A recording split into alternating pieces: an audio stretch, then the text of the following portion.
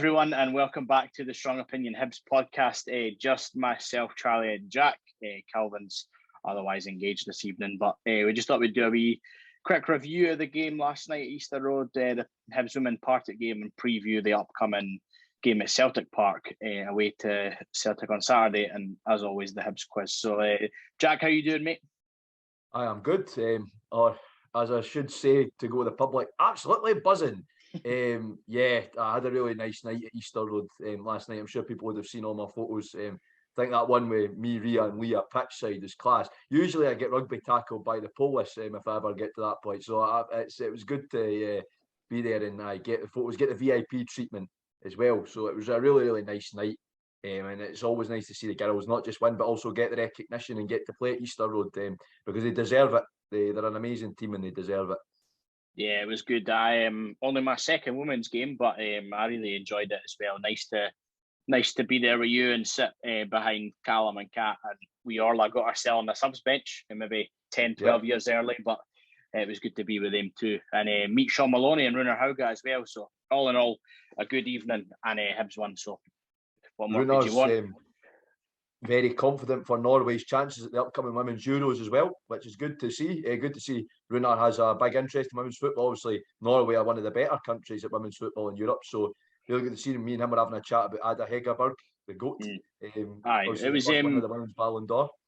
I think before we sort of dissect the game a wee bit, Jack, what does that say to you that Sean Maloney and one of the players were there last night? Does that show you that we are more of a cohesive unit, men and women's team together, or what does that mean to you? As you know, you're probably the biggest women's fan I know, Hibs wise. So what does it mean to you to see that the Hibs first team manager is there at the games?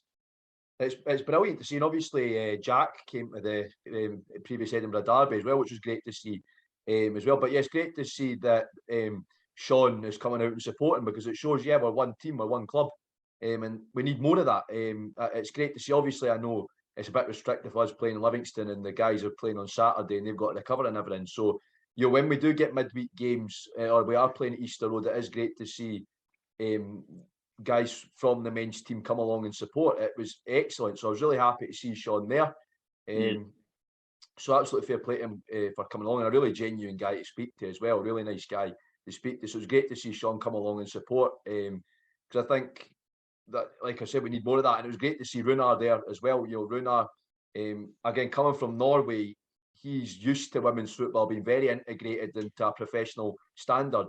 Like I was saying just there, Norway are one of the best countries in Europe, if not the world, for women's football. So yeah, they've got some big players now like Graham Hansen, Ingrid Engen, Ada Hegerberg. So yeah, I think it was great to see Runar there, and it just shows you we're one club, we're a family, we're the Hibs family, and we all stick together and we all support each other. So I think it was absolutely fantastic, and it shows that everybody at the club's backing the girls. Not just us as supporters, but also members of the backroom staff. We've seen Greg McEwen at women's games before. You see Kieran Power, the fan rep, there. You see Barry there sometimes. Obviously, he wasn't available last night to do the stadium announcements, but you do see Barry at the games if he can.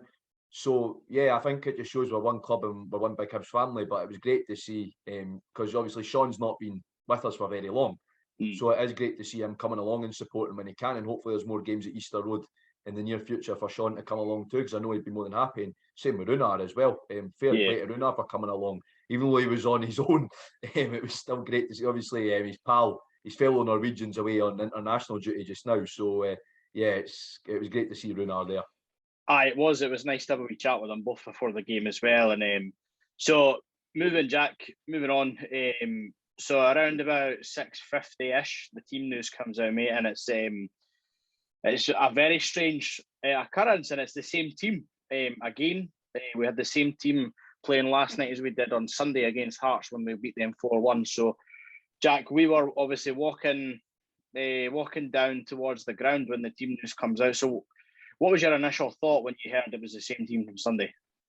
Very happy. I think it's great to see a bit of consistency in the lineup, and it's a really strong lineup. I know we've got quite a few injuries just now, and obviously Rachel Blair's going to be out long term because she's having a baby. But I think we did the best we can. We've still got a really strong team. I think it's testament to the sort of strength and depth we have now, even with those injuries, that we still could put out a strong team like that.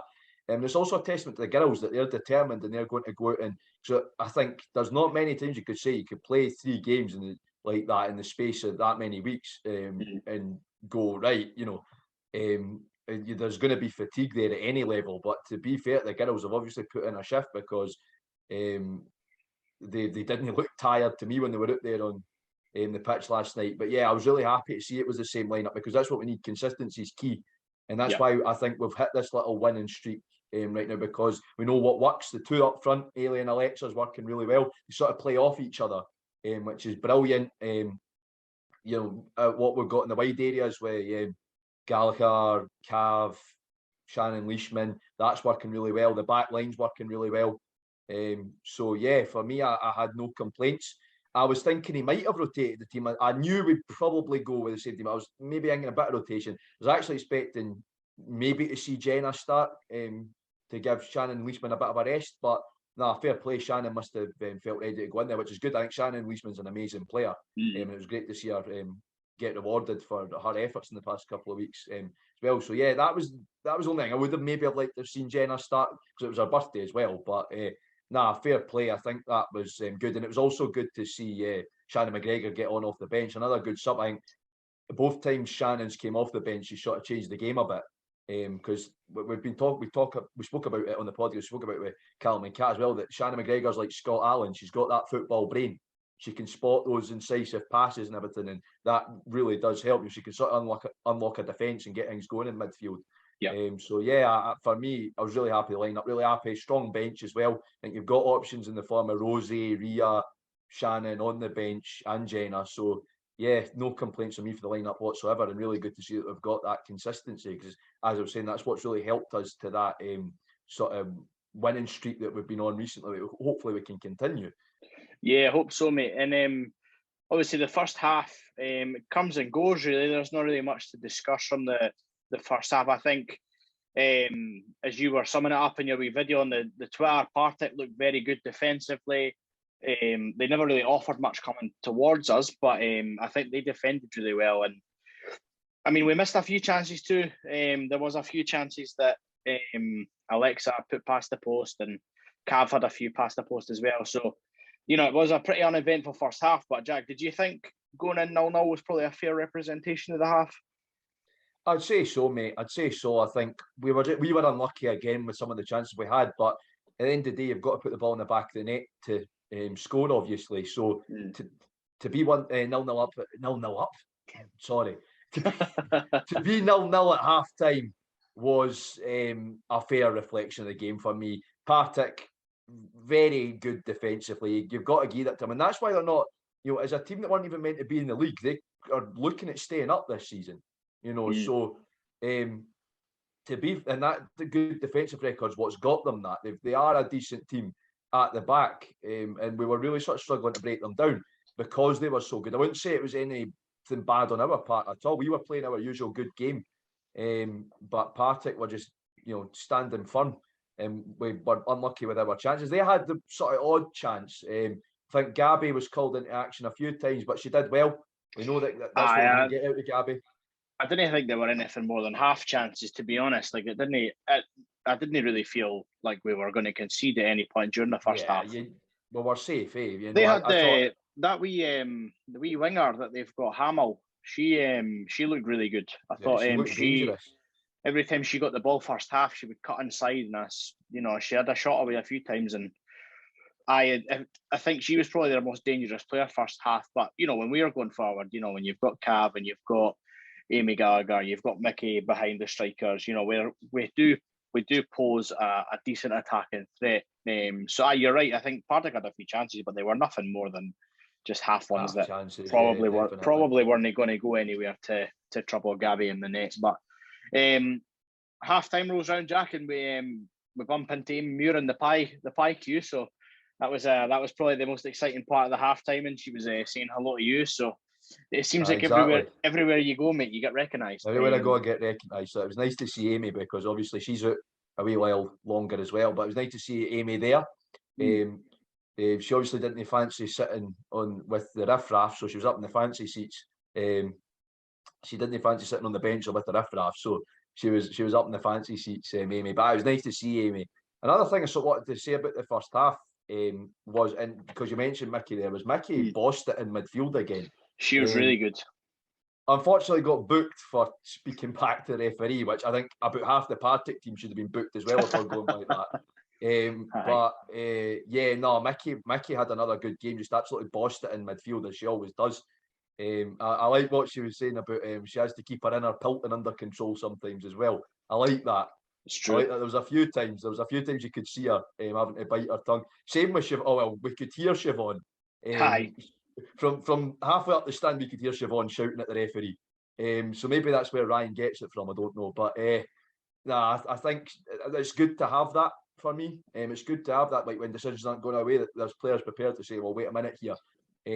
But yeah, I thought Mickey was excellent. She always is. I'd say she's the engine room in midfield, really, Mickey. You know, she always gets things going, and I've said it loads of times here, but we're very lucky to have her.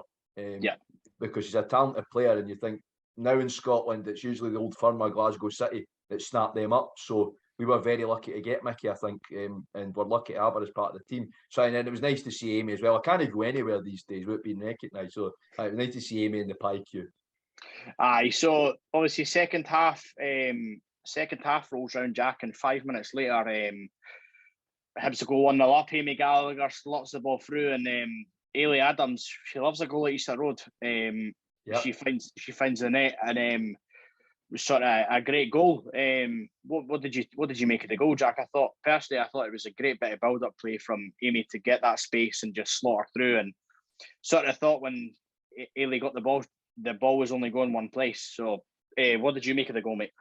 Yeah, it was excellent move by us first of all, and that's the sort of football that we've been playing the past couple of weeks, and that's why again we're on the winning streak. Been playing some lovely football recently, and I know that's something that Dean's been saying he wants us to work on, and we've been doing it. You know, spotting those incisive passes and sort of getting in behind, and that's what we did. You know, it was a lovely bit of build-up play for Hibs, as you said. Amy Gallagher, I mean, just what a player! What a player! Gets that ball across to Ailey. Ailey's through on goal. You know, I knew at that point she's scoring. Just seeing, I've got to say, the girl, the amount of skill and the amount of effort she puts in every game for a 17-year-old is amazing. You know, I think it's a testament to how good she really is, that even at such a young age, she's playing with that. Because you see a lot of senior players that can't do the amount of work Ailey does in a game. You know, you look at Deutscher Nisbet over at the men's side. You know, they don't even put in the amount of effort in. Well, not I don't want to say effort. That's maybe a bit cruel, but they don't put in the amount of sort of work into the game that Ailey does. Well, Ailey doesn't just put in a shift up top. She goes back when she needs to and does a bit of defence. She was even doing a bit of defensive work. She was dropping out wide at some points as well, and which is really good. Which is really good to see.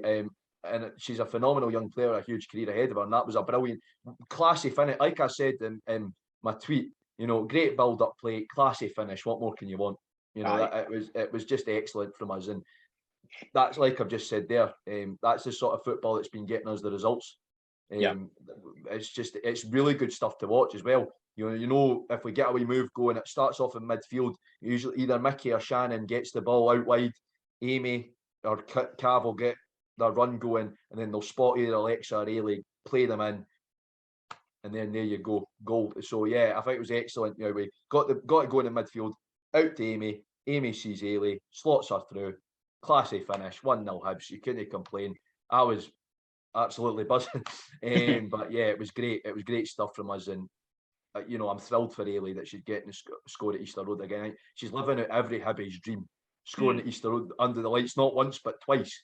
True. So yeah, it was great. So yeah, fair play to Ailey. A well-deserved goal. And Jack, there wasn't really much in the way of Partick chances second half. We had a few other ones, but sort of the game, we just sort of took control of the game. I thought anyway, and just sort of saw it out. You know, we had a few chances. Leah Eddy put one over the bar. I think Cav had a good chance late on in the second half. But it didn't really look like a typical 1-0 game. In my opinion, I think Hibs should have won by a comfortable distance. But I think, it doesn't really matter if it's 1-0 or 5-0. You still get the 3 points at the end of the day. So, Jack, what was your if you could sort of sum up the game as a whole, in a sentence or two, how would you sum it up? Because I mean, I think there's not really much else to touch on other than the goal from the second half. There was a few bad tackles as well, but it was nothing really to write. Nothing massive to write home about second half as well. Yeah. But I think we just sort of, I'd say it was a hard fought win, a deserved one. Yeah, we could have won by more. I think on reflection, we could have won 2 or 3-0. Some of the chances we had, I think Leah, ever since scoring against that goal against Gart Cairns, has been trying it ever since to replicate it. And I did say to her, JDH did it into that goal. So why don't you take a pop, Leah? Outdo JDH because you're a defender, so it's even more impressive. But for me, it was a hard fought, well earned win. Once we went 1-0 up, I knew it was never in doubt. After that, Partick then got frustrated, I'd say, and just started launching into some very silly tackles. I shouted obscenities at the referee, which I promised I wouldn't, and then I ended up. And by the way, I've got to say, I could see Rosie and Jenna laughing in front of me. That's a 3-match ban, girls. You can't laugh at referees. It's not allowed. Because I think me and Charlie have a theory that Paul McGinn isn't actually injured. He's still serving that suspension for calling John Beaton inept. So, you've got to watch yourselves. But, I think for me, Partick got frustrated after that and they sort of lost their heads a bit and started launching into some silly tackles. And you could tell they were getting sort of a bit worn out as well.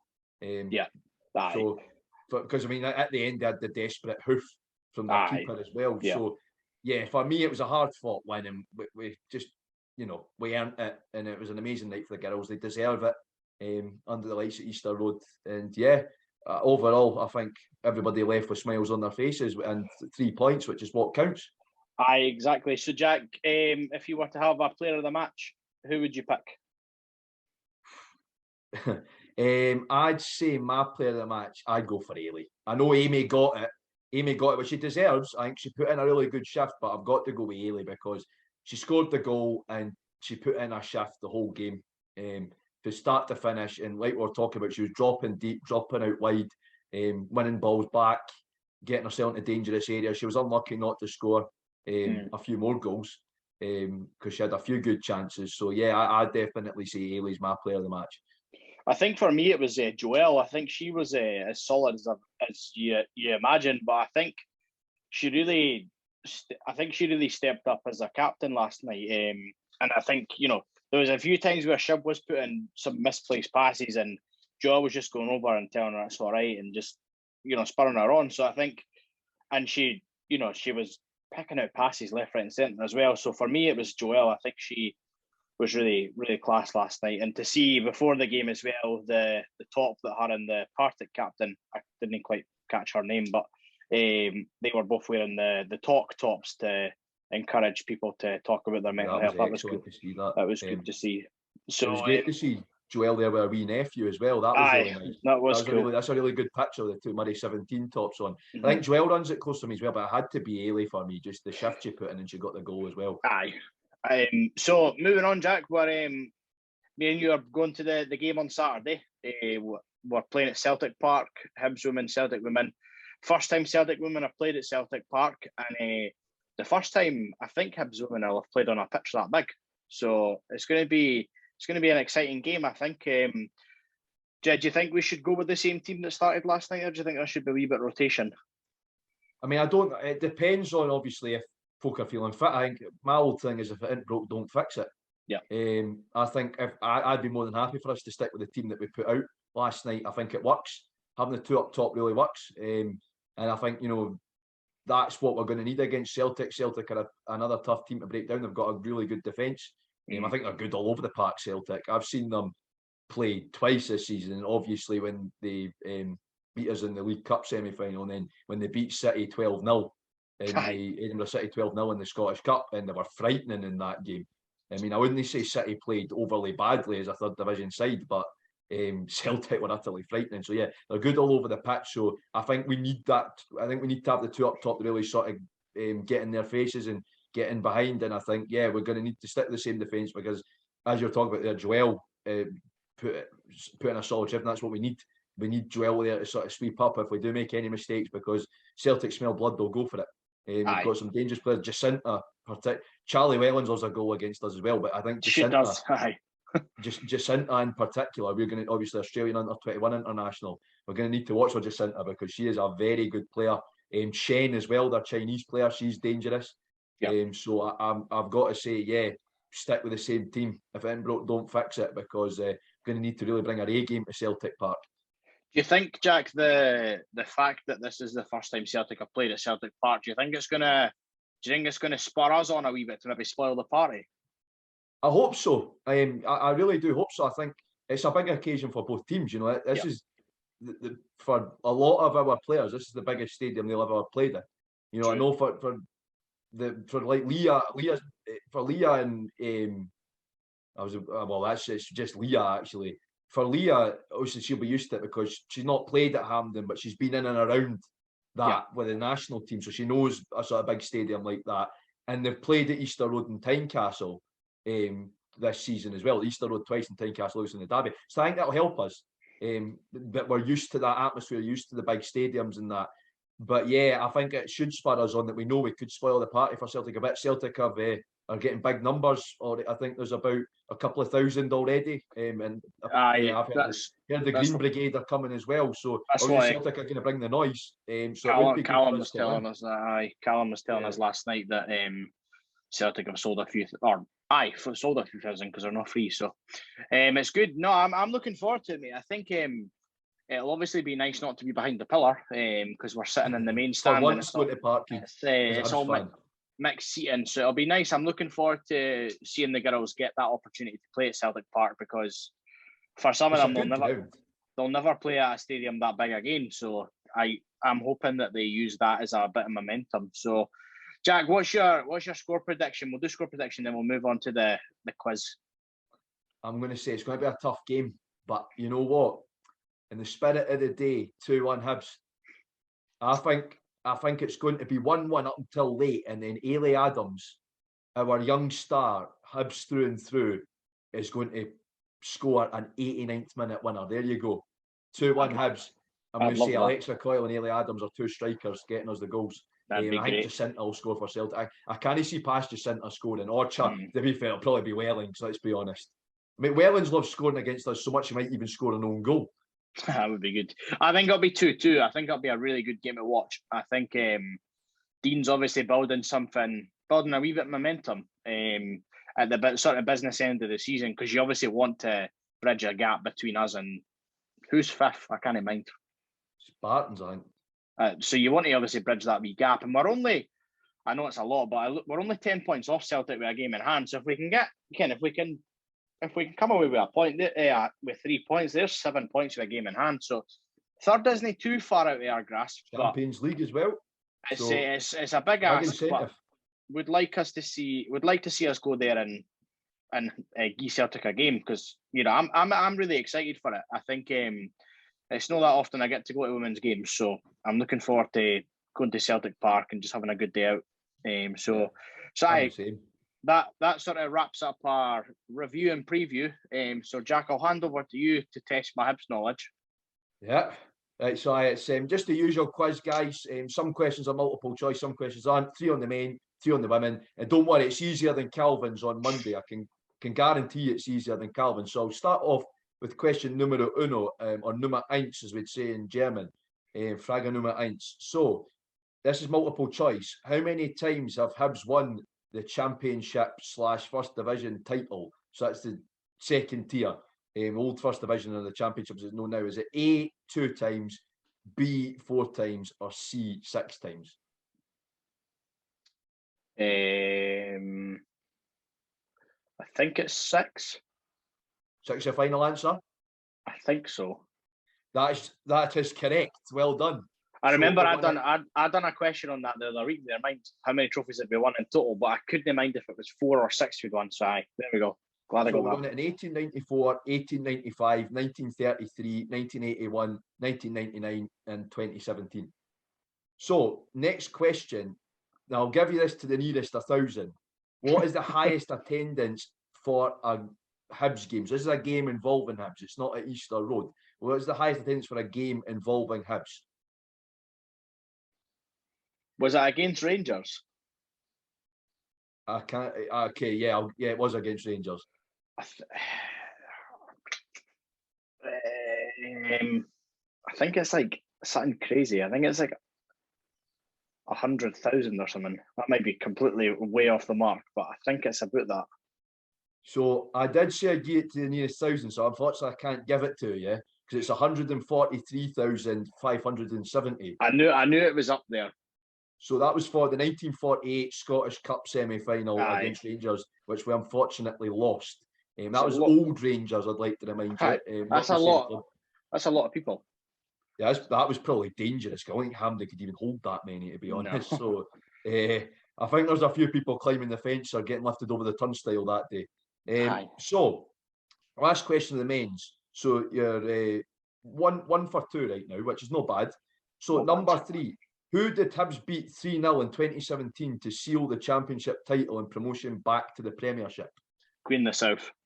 Correct. Beat Queen of the South, and that was the game that sealed the title and promotion. I think Darren McGregor scored a double that day. Yeah, which Calvin must have been delighted about. I can't mind we all know about Calvin's man crush on Darren McGregor. I can't mind who scored the third goal, but I know McGregor scored 2. Yeah, we did. So that obviously got us promotion back to the Premiership. So we'll move on to the Hibs women question. So you're currently sitting on 2 out of 3. So we'll move on to Hibs women's questions. So the first of the Hibs women's questions. Who did Hibs women beat on penalties to lift their first Scottish Cup in 2003? Just multiple choice or just go? Just go, have a guess. Glasgow City. I can reveal you're wrong. It was Kilmarnock. Oh. So that was the first Scottish Cup, 2003. And I can tell you, I was only about 5 months old when Hibs women lifted their first Scottish Cup. So it was 2-2 after extra time, and we beat Kilmarnock on penalties. And that was our first ever Scottish Cup win. And a young Joelle Murray was in that side as well, and she's went on to lift many trophies since. Oh wow, there's a fun fact. Yeah, so she's won that cup in 2003, and she's went on to lift still playing 20 years there. A lot more since that. So question number 5: how many Scotland caps does Rachel Boyle? This is multiple choice. How many Scotland caps does Rachel Boyle have? Is it A 45, B 30, or C 58? Oh, that's a lot, regardless of how many it is. I'll go the first in A. 40, was it 43? 45. 45. You're smashing it out the park today, Charlie. You are correct. Come on. You are correct. So you've currently got 3 out of 5. Moving on to the last question. So, what SWPL2 club are both Eve Donald and Lucy Ronald currently out on loan at? Glasgow Women. Correct. Well done. So both our young stars, Eve Donald and Lucy Ronald, currently out on loan at Glasgow Women, and both will come back at the end of the season. Hopefully, see a bit of Lucy Ronald. Obviously, we got her on a similar deal as to what we got Dylan Tate on, where we bought them and then immediately loaned her back out. So yeah, they're both out on loan at Glasgow and both doing really well. Glasgow Women have had a good campaign this season. So yeah, well done, Charlie. So at the end of that, you ended up getting 4 out of 6 on the quiz, which wasn't bad. It wasn't bad at all. So well Not done, too mate. bad. Thank you. So you did well. You did well. I've done better on this one. I've done better on this one than I did on Monday's one. So that'll do. You certainly did. To be fair, it was hard to. We can blame Calvin for that. So yeah, that concludes my Hibs quiz. Cool. Well, I'll have the quiz for us on Monday. But well, that sort of wraps up our wee midweek episode. We'll be back on Monday to review the Celtic game on Saturday and preview the Dundee United game, because we've got a special guest coming on the podcast next Thursday. So keep your eyes peeled for that when we announce that on Twitter. But unless you've got anything else to say, Jack, that's just time for Saturday. Absolutely buzzing to go to Celtic Park. So. But I will be back Monday. But until next time, come on the Hibs.